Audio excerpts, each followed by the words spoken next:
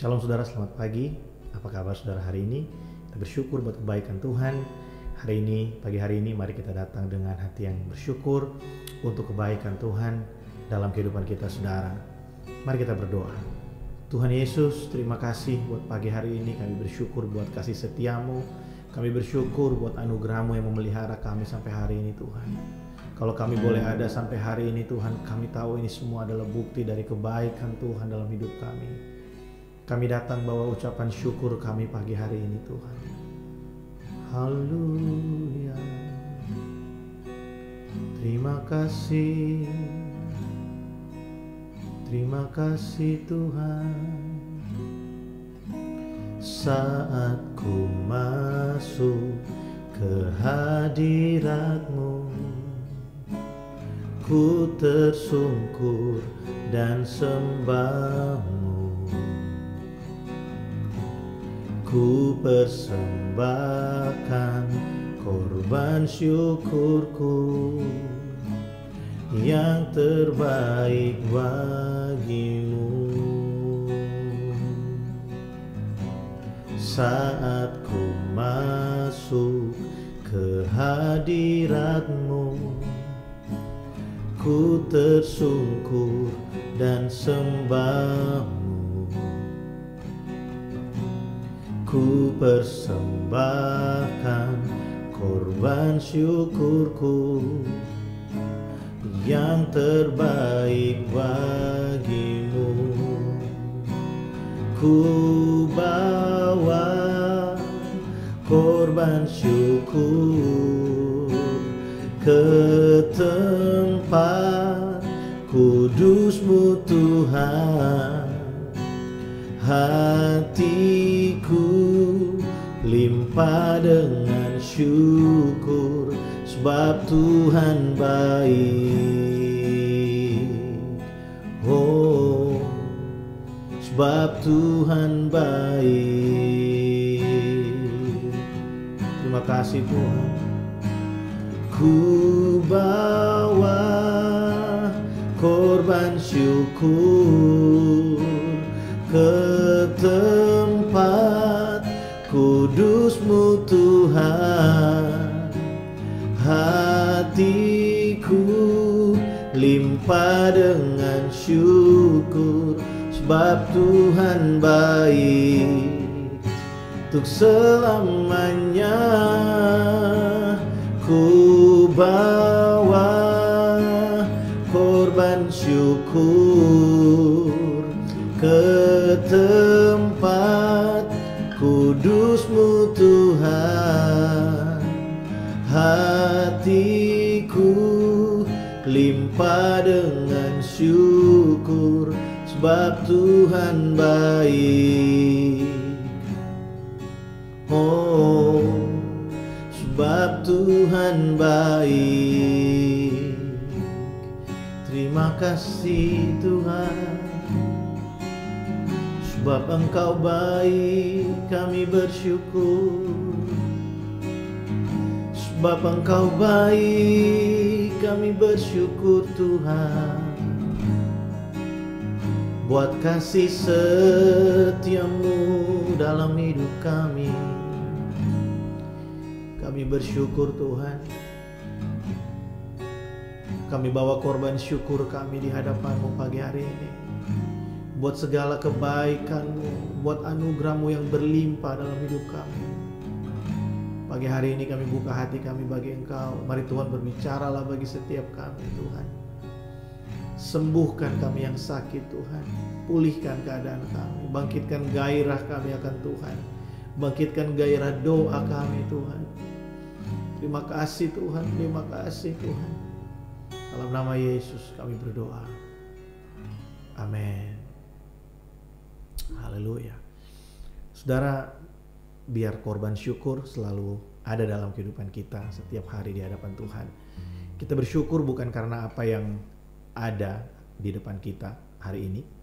Kita bersyukur bukan karena apa yang kita miliki hari ini. Tapi kita bersyukur karena dalam segala hal, dalam segala sesuatu, dalam segala situasi, Tuhan tidak pernah meninggalkan saya dan saudara. Kita bersyukur karena Tuhan setia dan Dia tidak pernah ingkar janji bagi saya dan saudara. Pagi hari ini mari sama-sama kita buka kitab Amsal pasal yang ke-24. Ada beberapa ayat yang ingin saya bagi buat saudara. Pagi hari ini dari Amsal pasal yang ke-24. Mari kita buka sama-sama Alkitab kita. Amsal 24 ayat yang ke-8 sampai dengan ayat yang ke-10. Di sana firman Tuhan berkata seperti ini. Siapa selalu merencanakan kejahatan akan disebut penipu. Memikirkan kebodohan mendatangkan dosa, dan si pencemooh adalah kekejian bagi manusia. Perhatikan ayat yang ke-10. Jika engkau tawar hati pada masa kesesakan, kecilah kekuatanmu. Saya ulangi sekali lagi saudara, mulai dari ayat yang ke-8. Di sana dikatakan seperti ini. Siapa merencanakan kejahatan akan disebut penipu. Ayat yang ke-9. Memikirkan kebodohan mendatangkan dosa, dan si pencemooh adalah kekejian bagi manusia. Jika engkau tawar hati pada masa kesesakan, kecilah kekuatanmu.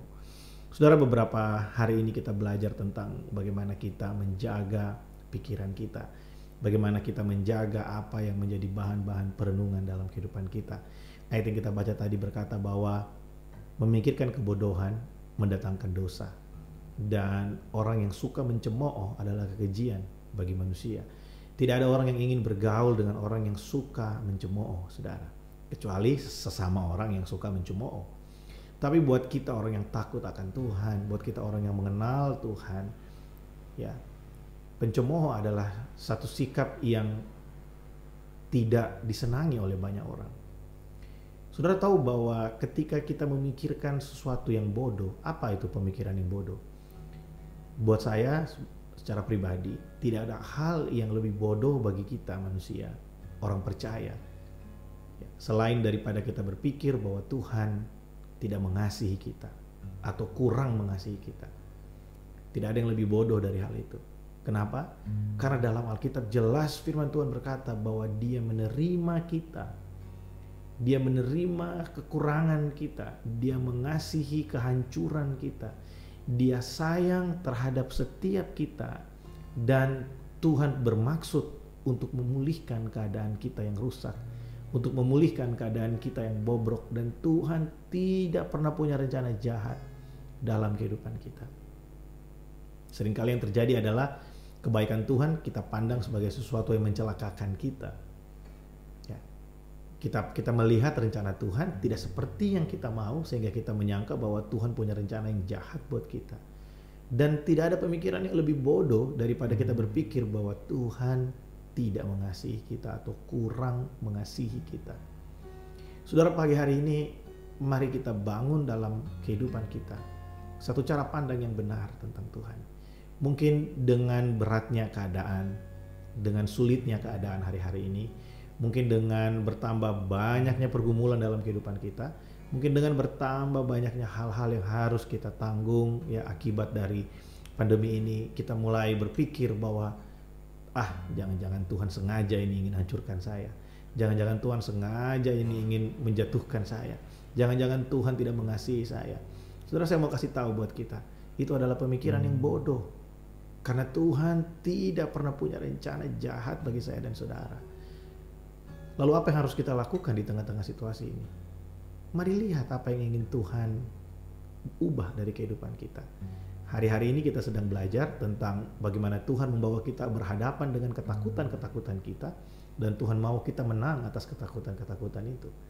Hari-hari ini kita belajar bagaimana Tuhan mau kita tertanam dalam firman-Nya. Saudara, adalah satu hal yang baik buat kita ketika kita bisa belajar dari kehidupan ini. Yakobus pernah menulis bahwa berbahagialah jika kamu jatuh dalam berbagai-bagai pencobaan. Ya. Bukan berarti kita harus terus-terusan berbuat sesuatu sehingga kita mencobai diri sendiri, bukan. Ya, pencobaan tidak perlu dicari, ia akan datang dengan sendirinya. Ujian itu akan datang dengan sendirinya buat kita. Karena kita tinggal di tengah-tengah orang yang telah jatuh dalam dosa, bahkan kita pun adalah orang berdosa. Yang perlu kita ingat dan yang perlu kita tanamkan pada diri kita adalah bahwa jangan pernah memikirkan kebodohan. Sepahit apapun yang sedang hari ini kita alami, mari terus melihat kebaikan Tuhan. Mungkin saudara berkata, wah, Bapak udah kurang waras ini kayaknya. Ya. Tapi saya mau kasih tahu saudara bahwa Kadangkala kebaikan Tuhan baru bisa kita mengerti ketika badai telah berlalu. Sekali lagi saya ingin ingatkan setiap kita, kalau saudara bisa nonton dan ikut berdoa sama-sama pagi hari ini, kita pernah melewati masalah dalam kehidupan kita yang lebih besar dari yang hari ini kita hadapi, dan Tuhan menolong kita, melepaskan kita. Tuhan selalu menjagai kita sepanjang hari sehingga kita bisa ada sampai hari ini. Pertanyaannya adalah, apakah Tuhan yang sama yang menyertai kita sampai hari ini akan membiarkan kita tergeletak? Apakah Tuhan yang selama ini menolong kita akan membiarkan kita kalah? Apakah Tuhan yang selama ini menyertai kita akan membiarkan kita jatuh dan tersungkur di hadapan setan, di hadapan iblis? No, Tuhan ada bagi kita. Dia setia bahkan di saat ketidaksetiaan kita, di saat ketidakpercayaan kita. Tuhan ada bagi saudara, Tuhan ada bagi engkau, dan Tuhan rindu memulihkan keadaanmu. Saudara, jangan memikirkan hal-hal yang bodoh tentang Tuhan. Mari kita pikirkan kebaikan Tuhan. Jika kekuatanmu kecil pada masa kesesakan, kecillah kekuatanmu. Jika engkau tawar hati pada masa kesesakan, maka kecillah kekuatanmu. Bukan kekuatan kita sebenarnya. Kekuatan yang dimaksudkan oleh Salomo itu adalah kecillah kemungkinan kita untuk kita bisa melihat kebaikan Tuhan. Kenapa? Karena kita tawar hati.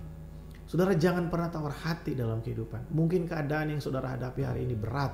Saya ingin kasih tahu saudara, Yesus sudah menanggung yang lebih berat dari yang kita hadapi hari ini. Dan kalau dia bisa melakukan hal itu, dia tinggal dalam diri saya dan saudara. Dia tinggal dalam hidupmu. Dia juga akan memberikan kekuatan bagi saudara untuk saudara bisa keluar sebagai pemenang dalam kehidupan ini. So, jangan tawar hati saudara. Mari terus percaya kepada Tuhan. Dialah sumber kekuatan kita. Dialah sumber pengharapan kita. Dialah sumber kemenangan kita. Jika engkau tawar hati pada masa kesesakan, kecillah pengharapanmu, kecillah kekuatanmu. Semangat kita akan menjadi lemah, kita akan menjadi orang yang pesimis. Tapi ketika kita punya satu hati yang percaya kepada Tuhan, ya.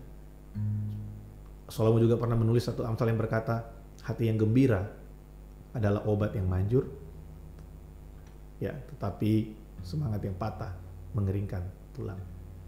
Saudara, hati yang gembira, hati yang antusias, ya, hati yang berapi-api, menyala-nyala, mengharapkan Tuhan, hati yang percaya bahwa Tuhan sanggup menolong kita, itu akan mendatangkan kesembuhan bagi setiap kesakitan yang ada dalam hidup kita. Bukan hanya sakit secara biologis, tapi sakit yang ada di dalam jiwa kita.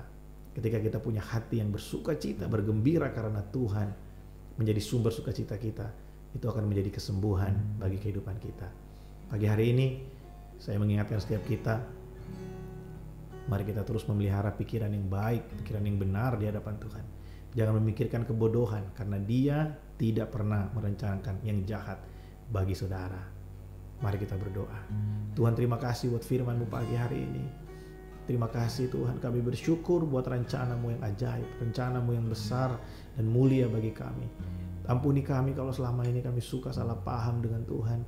Kami suka menyalahkan Tuhan, kami suka berpikir yang salah tentang Tuhan. Kami pikir Tuhan jahat, kami pikir Tuhan sengaja, bahkan kami pikir Tuhan meninggalkan kami. Padahal sesungguhnya Tuhan ada bersama dengan kami. Engkau ada di dekat kami, bahkan Engkau tinggal dalam diri kami, memberikan kami kekuatan. Dan kalaupun kami bisa bertahan Tuhan di tengah-tengah keraguan-raguan, semua itu adalah anugerah Tuhan bagi kami.